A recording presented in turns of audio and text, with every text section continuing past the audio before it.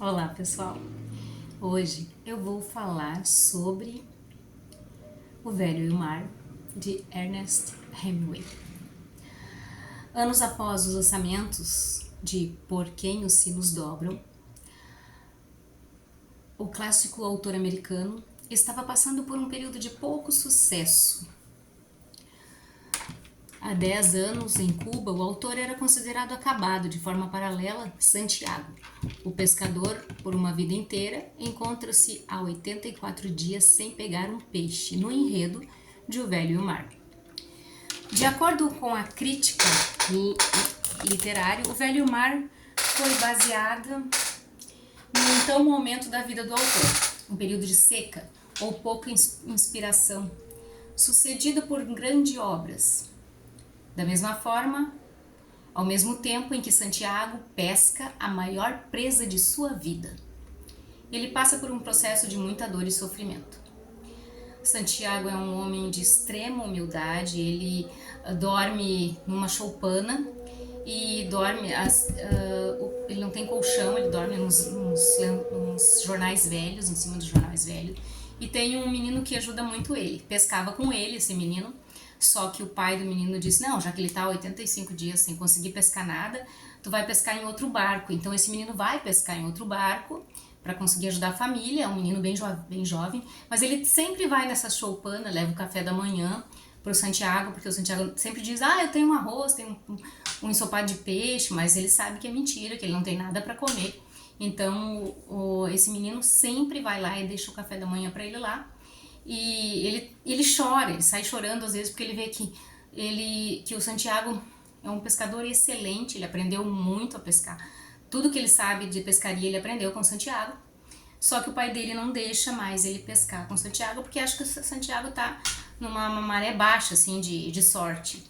Então, o Santiago vai pescar sozinho, leva o seu barco e ele fica bem preocupado, assim, porque ele disse, vamos ver se eu pesco alguma coisa. E ele pesca um grande peixe, que é o marlin, a gente chama de marlin. E é um peixe muito grande, ele não consegue deixar ele fica muito tempo, na verdade o peixe nada e quase reboca esse barco, porque ele é maior que o barco.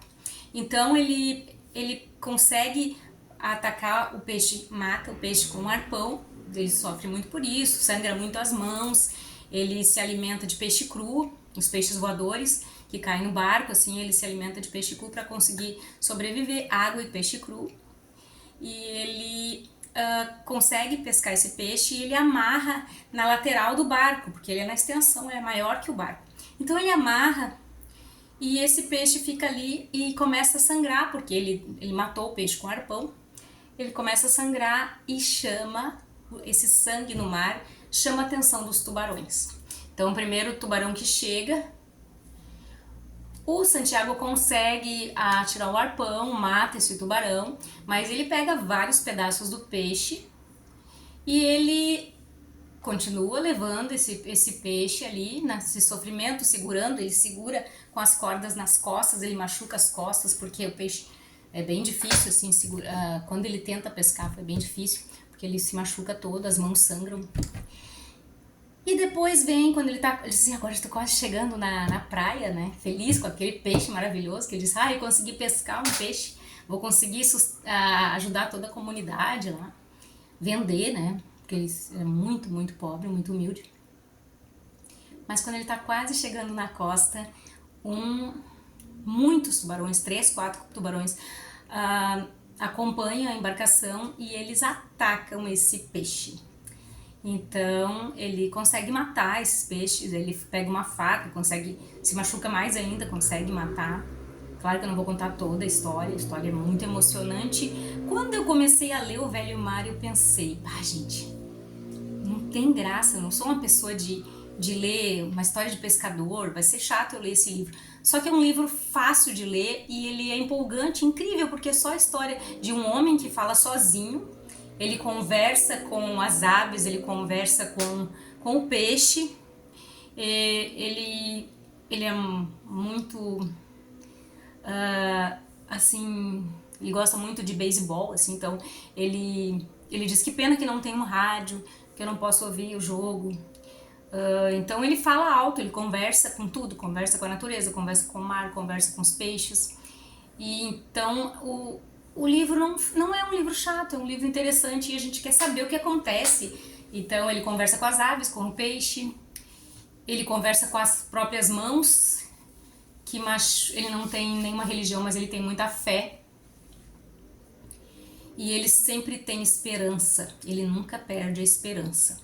Então, com muita persistência, ele consegue combater esses tubarões, só que quando ele chega na praia, esse peixe só tem a cabeça e o esqueleto do peixe. Daí quando ele chega na praia, ele deixa, todo mundo chega, ó. Daí ele vai pra casinha dele, tá muito cansado, muito machucado, deita naquele colchão feito de jornais e dorme. E todo mundo chega na praia e vê o que é isso, o que é isso. Era só aquele esqueleto daquele peixe gigante. E então, ficou assim, todo mundo dizendo, olha o que ele pescou, pena que não tinha mais a carne do peixe, né? Mas ficou um evento assim na cidade, assim, bem, todo mundo aplaudindo o Santiago, que chegou vivo e matou aquele peixe gigante. O menino, que ajuda muito ele, vai lá, leva o café da manhã pra ele acorda, né?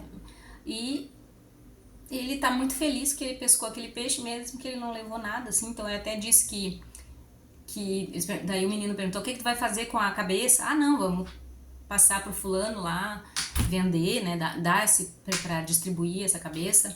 Ele nunca quer nada pra ele, quer sempre ajudar a comunidade. E o menino sai chorando, porque ele diz, ele tá tão sofrido assim, ainda não conseguiu nem dinheiro, porque o peixe voltou, era um esqueleto. Mas é emocionante, eu convido vocês a lerem. E não deixem de curtir, compartilhar com os amigos e se inscrever no canal. Obrigada!